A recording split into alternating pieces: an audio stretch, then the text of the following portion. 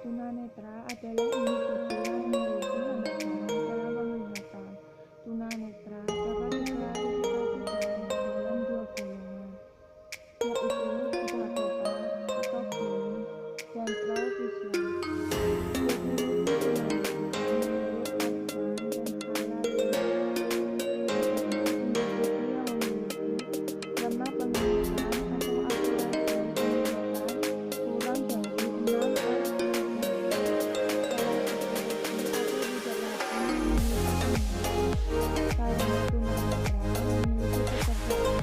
indera penglihatannya, maka proses pembelajaran menempatkan pada alat indera yang lain, yaitu indera mata dan indera penglihatan. Tunanetra adalah mereka yang tidak memiliki penglihatan sama sekali atau terbatas, hingga mereka yang masih memiliki buta penglihatan tetapi tidak mampu menggunakan penglihatannya. Untuk membaca tulisan jangka berukuran 12 semi dalam keadaan cahaya normal, meskipun dibantu dengan kacamata atau kurang awas atau low vision. Selanjutnya adalah klasifikasi tunanetra. A. Berdasarkan tingkat ketajaman penglihatan. Tingkat ketajaman penglihatan dihasilkan dari tes Snellen yang dikelompokkan menjadi berbagai singkatan. Subjek duduk dengan jarak 20 kaki atau 1 kaki sama dengan 12 inci. 1 inci sama dengan 2,5 cm dari sejumlah deretan huruf-huruf balok. Semua huruf dalam satu deret berukuran sama dan ukuran huruf mengecil semakin ke bawah deretannya. Hasil tes Snellen 20/20 feet atau 6/6 meter menunjukkan bahwa penglihatannya normal, artinya tidak ada gangguan. Tes Snellen tunanetra dengan ketajaman penglihatan 6/20 meter sampai 6/60 meter atau 20/70 feet sampai 20/200 feet. Tingkat ketajaman penglihatan seperti ini pada umumnya dikatakan tunanetra atau low vision. Pada taraf ini, para penderita masih mampu melihat dengan bantuan alat khusus. Dan tunanetra dengan ketajaman penglihatan antara 6/60 meter atau 20/200 feet atau kurang, tingkat ketajaman seperti ini sudah dikatakan tunanetra berat atau secara umum dapat dikatakan buta atau blind. Kelompok ini masih dapat diklasifikasikan lagi menjadi berikut ini. 1. Kelompok tunanetra yang masih dapat melihat gerakan tangan. 2. Kelompok tunanetra yang hanya dapat membedakan terang dan gelap. Dan tunanetra yang memiliki visus 0. Pada taraf yang terakhir ini, anak sudah tidak mampu lagi melihat rangsangan cahaya atau dapat dikatakan tidak dapat melihat. Kelompok ini sering disebut buta total atau totally blind. Tunanetra yang memiliki visus 0, pada taraf yang terakhir ini anak sudah tidak mampu lagi melihat rangsangan cahaya atau dapat dikatakan tidak dapat melihat apapun. Kelompok ini sering disebut buta total atau totally blind.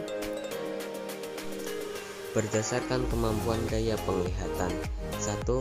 Tunanetra ringan, defective vision or low vision, yakni mereka yang memiliki hambatan dalam penglihatan akan tetapi mereka masih dapat mengikuti program-program pendidikan dan mampu melakukan pekerjaan atau kegiatan yang menggunakan fungsi penglihatan. 2.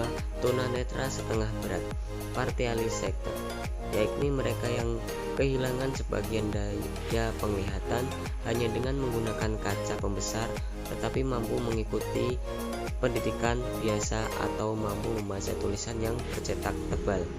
3. Tunanetra berat, totally blind, yakni mereka yang sama sekali tidak dapat melihat. Kemudian berdasarkan saat terjadinya ketunaan. A. Tunanetra sebelum dan sejak lahir.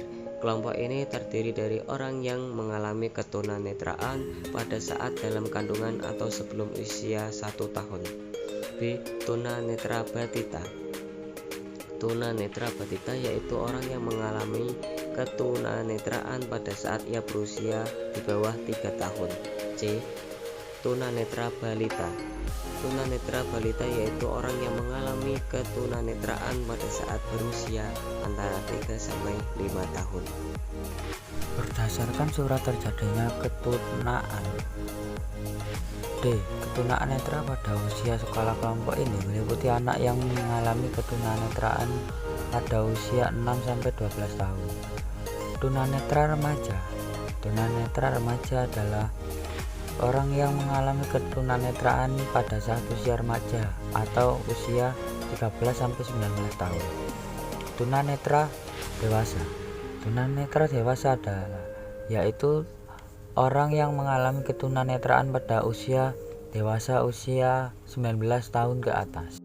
Berdasarkan adaptasi pendidikan, klarifikasi tunanetra ini tidak berdasarkan pada hasil tes ketajaman terhadap berdasarkan adaptasi penyesuaian pendidikan kasus yang sangat penting dalam membantu mereka dalam belajar atau diperlukan dalam menentukan pelayanan pendidikan yang sesuai dengan kemampuan penglihatannya.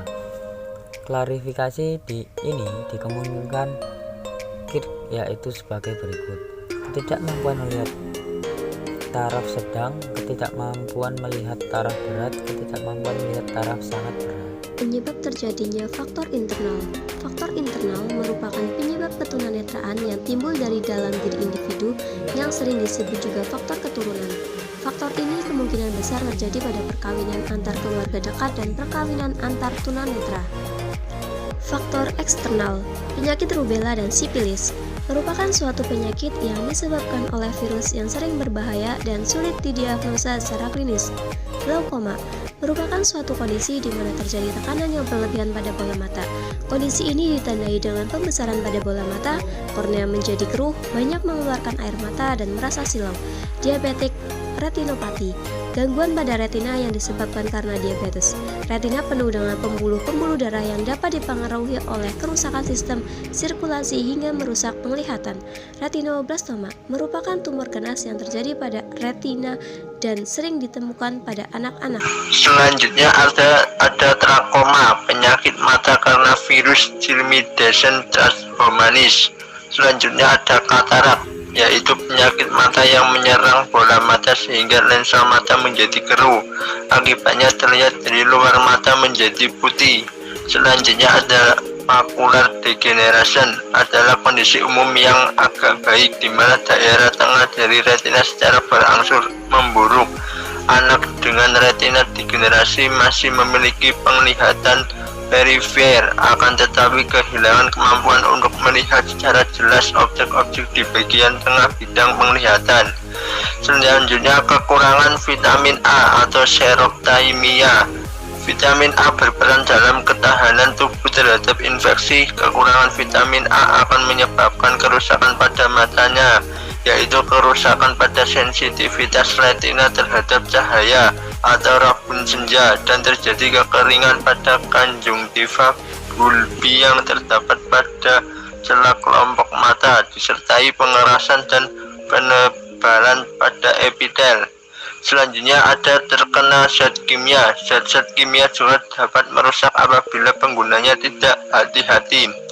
Selanjutnya ada kecelakaan. Benturan keras mengenal syarat mata atau tekanan yang keras terhadap bola mata dapat menyebabkan gangguan penglihatan, bahkan ketunanetraan.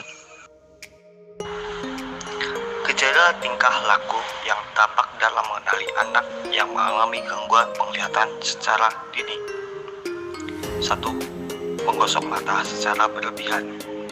2. Menutup atau melindungi mata sebelah, memiringkan kepala, atau mencondongkan kepala ke depan. 3. Sukar membaca atau dalam mengerjakan pekerjaan lain yang sangat memerlukan penggunaan mata. 4. Berkedip lebih banyak daripada biasanya atau lekas marah apabila mengerjakan suatu pekerjaan. 5. Membawa bukunya ke dekat mata. 6. Tidak dapat melihat benda-benda yang agak jauh. 7. Menyipitkan mata atau mengerutkan dahi. 8. Tidak tertarik perhatiannya pada objek penglihatan atau pada tugas-tugas yang memerlukan penglihatan seperti melihat gambar atau membaca. 9. janggal dalam bermain yang memerlukan kerjasama tangan dan juga mata. 10. Menghindari diri dari tugas-tugas yang memerlukan penglihatan atau memerlukan penglihatan jarak jauh. Beberapa ciri yang tampak pada anak low vision antara lain: 1. Menulis dan membaca dengan jarak yang sangat dekat. 2. Hanya dapat membaca huruf yang berukuran besar. 3. Mata tampak lain, terlihat putih di tengah mata atau katarak atau kornea, atau biasa disebut dengan bagian bening di depan mata atau terlihat berkabut. Yang keempat, terlihat tidak menatap lurus ke depan. 5. Memicingkan mata atau mengerutkan kening terutama di cahaya terang atau saat mencoba melihat sesuatu. 6. Lebih sulit melihat pada malam hari daripada siang hari. 7. Pernah menjalani operasi mata dan atau memakai kacamata yang sangat tebal tetapi masih dapat melihat dengan jelas. Prinsip yang harus diperhatikan dalam memberikan pengajaran kepada individu tunanetra adalah media yang digunakan bersifat taktual dan bersuara. Contohnya adalah penggunaan tulisan braille, gambar timbul, benda model, dan benda nyata. Sedangkan media yang bersuara adalah tape recorder dan peranti lunak jam. Orientasi dan mobilitas. Orientasi dan mobilitas diantaranya mempelajari bagaimana tunanetra mengetahui tempat dan arah serta bagaimana menggunakan tongkat putih, tongkat khusus tunanetra yang terbuat dari aluminium dengan garis merah di samping. Karakteristik anak tunanetra: 1. Curiga pada orang lain. Keterbatasan rangsangan visual atau penglihatan menyebabkan anak tunanetra kurang mampu untuk berorientasi pada lingkungannya, sehingga kemampuan mobilitasnya pun terganggu. Kedua, mudah tersinggung.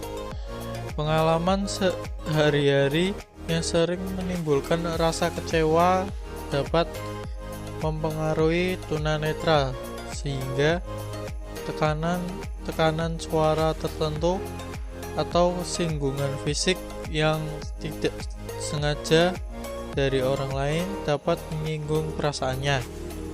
Ketiga, ketergantungan pada orang lain. Sifat ketergantungan pada orang lain mungkin saja terjadi pada tunanetra. Hal tersebut mungkin saja terjadi karena ia belum berusaha sepenuhnya dalam mengatasi kesulitan, sehingga selalu mengharapkan pertolongan orang lain. Keseimbangan di bawah normal, memiliki kelebihan berat badan, kurang percaya diri, kurang inisiatif mengikuti aktivitas gerak otot besar, perkembangan sosialisasi cenderung melambat, takut bergerak, bergantung ke orang lain, sangat verbal, dan yang terakhir yaitu bangga atas keterampilan yang dikuasainya. Selanjutnya yaitu strategi pelatihan. Yang pertama yaitu upaya memodifikasi lingkungan agar sesuai dengan kondisi anak di satu sisi. Kemudian yang kedua yaitu upaya pemanfaatan secara optimal indera-indera yang masih berfungsi untuk mengimbangi kelemahan yang disebabkan hilangnya fungsi penglihatan di sisi lain.